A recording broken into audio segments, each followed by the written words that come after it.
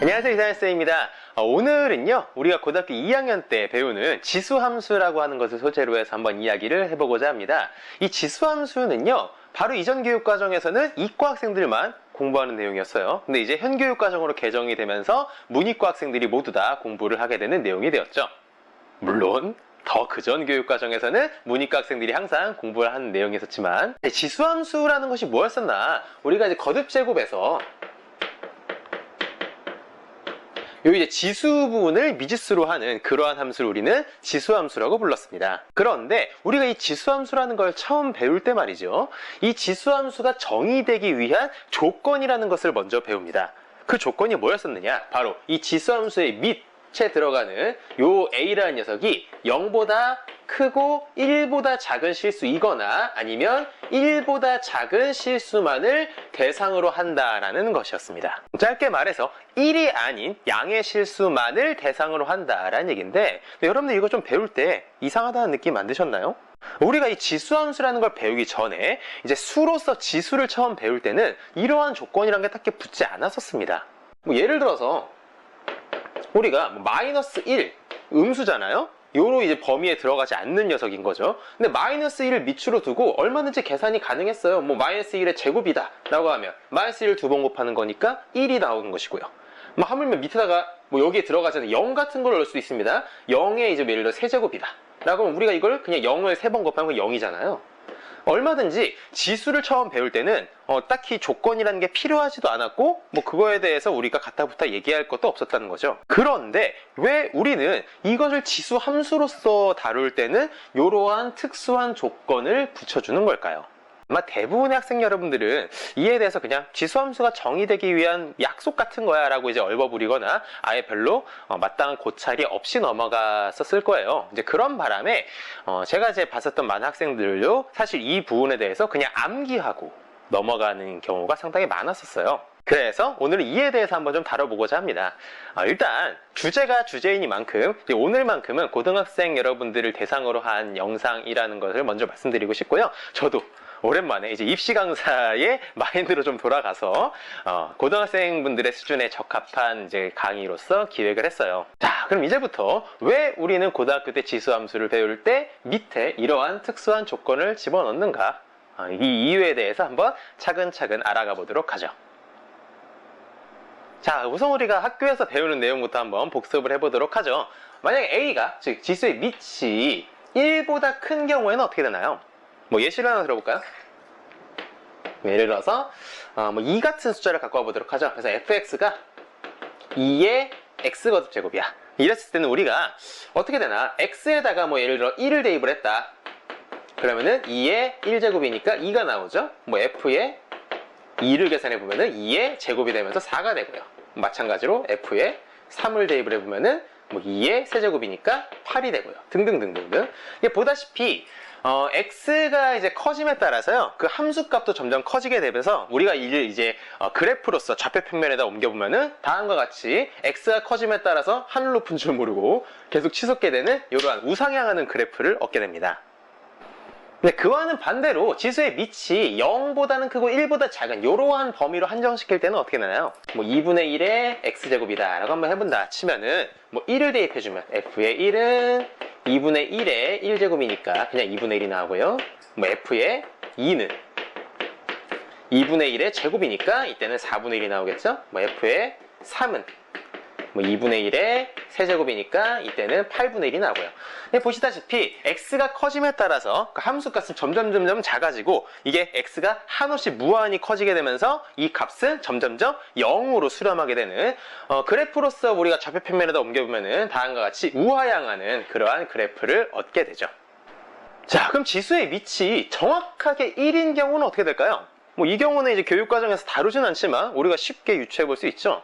이제 지수의 밑이 1이라는 것은 fx는 1의 x제곱이라는 얘기니까 이 x의 어떤 값이 온다 하더라도 그냥 1이 나와버리죠.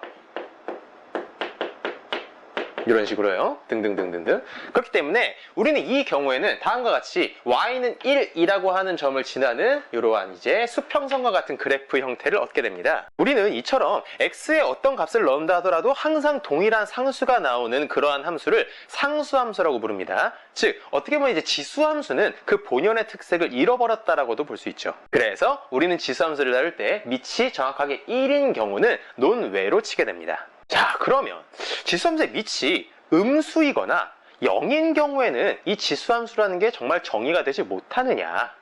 결론부터 말씀드리자면 아닙니다. 실제로 여러분들이 대학교에 이제 진학을 하시게 되면은 이 지수함수의 밑이 음수인 경우에 대해서도 얼마든지 공부를 하시게 될 거예요. 하지만 고등학교 교육 과정에서는 그러한 내용들이 마치 없는 것처럼 우리의 눈앞에서 감춰져 있죠. 왜일까요? 안타깝게도 현재에 와서는 그에 대한 명확한 답이라는 것을 찾기가 좀 힘듭니다. 우리가 고등학교 교육과정이라는 게 처음 생겼을 때 아주 옛날부터 어찌 보면 당연한 이제 약속처럼 정말 여겨져 왔었기 때문에 현재에 와서는 선생님들마다 이 부분에 대해서는 다루는 방식들이 다 다르시죠. 네, 물론 약속이니까 그냥 외워라고 하시는 선생님들도 계시지만, 자, 그렇다면 이 앞에 있는 선생님의 의견은 어떠하냐? 다음 챕터에서 이에 대해 말씀드리도록 하겠습니다. 학생 여러분들께서 이제 평소 공부하시면서 눈치채셨는지 이제 모르겠지만 우리가 고등학교 때 다루는 함수들은요 대부분 이제 좌표평면에 그 그래프를 표현할 수 있는 것들을 대상으로 합니다. 이 좌표평면의 함수의 그래프를 표현할 수 있다는 얘기는 바꿔 말해서 함수의 정의역뿐만 아니라 이 함수값들 즉 치역도 실수들의 대응이 된다는 것을 뜻합니다. 우리가 다루는 뭐 X축, Y축, Z축은 전부 다 실수들의 집합을 표현을 하고 있죠. 분명 우리는 고등학교 1학년 때 허수랑 복소수라는 이제 수체계를 배웠었습니다. 하지만 아이러니하게도 여러분들이 함수를 다룰 때 이 함수값이 허수로 나오는 경우는 거의 보지 못했을 거예요. 특히 수능시험 같은 데서는 극단적으로 그 함수값을 정수나 유리수 형태로 맞추는데 노력을 하고 있죠. 물론 종종 무리수로 나오는 경우도 있지만 근데 허수로 나오는 경우는 극단적으로 드뭅니다. 어찌 보면 그런 고마운 제약 덕분에 우리는 이제 수학 문제를 풀 때 함수의 그래프를 좌표평면에다가 이제 그려보면서 이제 이 문제를 풀기 위한 이제 중요한 뭐 힌트들을 얻어가거나 아니면 그 그래프 자체만으로서도 답에 거의 근접하는 그러한 효과를 얻게 되죠. 특히 이제 고난도 킬러 문항일수록 함수를 이제 수식으로만 푸는 것보다는 이제 함수를 그래프와 함께 혼용하면서 이제 풀어가는 과정을 권장하게 됩니다. 자, 그렇다면 본론으로 와서 만약 지수함수의 밑이 음수가 된다면 어떠한 일이 발생할까요? 결론부터 말씀드리자면 지수함수의 밑이 만약 음수가 되면요 우리는 이 함수를 좌표평면에 옮길 수가 없게 됩니다. 자, 다음과 같이 좌표평면을 갖고 와서 한번 실제로 예시를 들어보도록 할게요. 뭐 이제 음수로서 간단한 수로 한번 가져와 볼까요? fx를 -1의 x제곱이라고 한번 정의를 해봅시다. 사실 x가 말이죠 만약 정수라면 그때는 우리가 이 좌표평면에다 표현하는데 문제가 딱히 없습니다.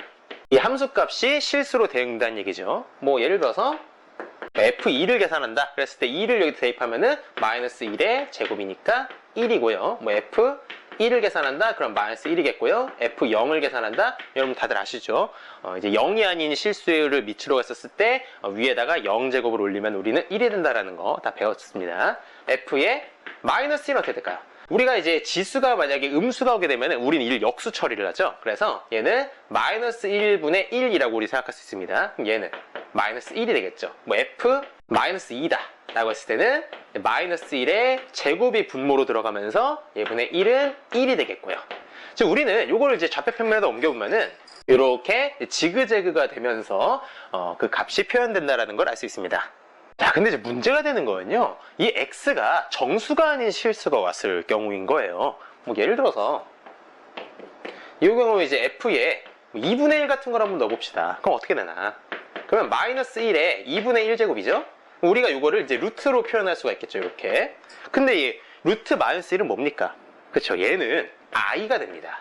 허수가 된다는 것이죠. 그럼 우리가 좌표평면에다가 이걸 옮겨보려고 하면 2분의 1일 때 이 i라는 값을 표현할 방법이 있나요? 없습니다. 이 i라는 것은. 이게 2분의 1이 아니라 뭐 다른 이제 분수가 더 가관이 됩니다. 뭐 예를 들어서 4분의 1을 넣어볼까요? 그럼 얘는 -1에 4분의 1제곱이 될 텐데 얘는 루트 i가 되죠? 이게 대체 뭐죠? 뭐 좌표평면에 표현하는 건 고사하고 이게 대체 뭔지 그 정체를 알 수 없는 녀석이 되어버리죠. 자, 결국 정리하면 뭐다? 만약에 지수의 밑이 음수일 경우에는 함수의 치역이 실수 범위로 제한되는 것이 아니라 어떻게 되더라? 복소수 범위로까지 확장이 되더라라는 얘기입니다. 때문에 우리는 설령 이를 계산할 수 있을지언정 이 함수의 그래프라는 것을 좌표평면에 표현할 수도 없을 뿐더러 기존에 이제 항상 실수 체계에서 다뤄왔었던 다항함수라든가 유리함수라든가 무리함수라든가 아니면 삼각함수라든가 이런 이제 다른 함수들과 병행시키기도 상당히 애매모호한 녀석이 되어버린다는 것이죠. 그렇기 때문에 우리는 지수함수의 밑 조건에서 이 지수함수 밑이 음수가 되는 경우는 논외로 치겠다라는 얘기인 겁니다. 자, 그러면 지수 밑 조건에 포함되지 않는 범위에 대해서 1일 때는 이제 전체 패서 알아봤고 음수인 경우에 대해서는 지금 이제 알아봤고요. 남은 거는 정확하게 0인 경우만 남았네요. 지수의 밑 조건에서 0이 제외되는 이유는 뭘까요? 다음 챕터에서 이를 또 알아보도록 하죠. 자, 이제 우린 지수함수의 밑이 정확하게 0인 경우에 대해서 한번 알아보도록 하겠습니다. 즉, 함수 fx가 0의 x제곱인 경우에 대해서를 다루는 것이죠. 우리 바로 전 챕터에서는 지수함수의 밑이 음수인 경우에는 이 함수의 치역이 어떻게 되더라? 실수 범위로 제한되는 것이 아니라 복소수까지로 확장된다라는 것을 봤습니다. 그러면 정확하게 0인 경우는 어떻게 될까요? 놀랍게도 이 경우에는요, 아예 치역이라는 것 자체가 형성되지 않습니다. 이를 좀 더 세분화시켜서 한번 알아보도록 하죠. 일단 이 경우에 이제 x 위에 있는 정의역의 범위가 x가 0보다 큰 경우와 x가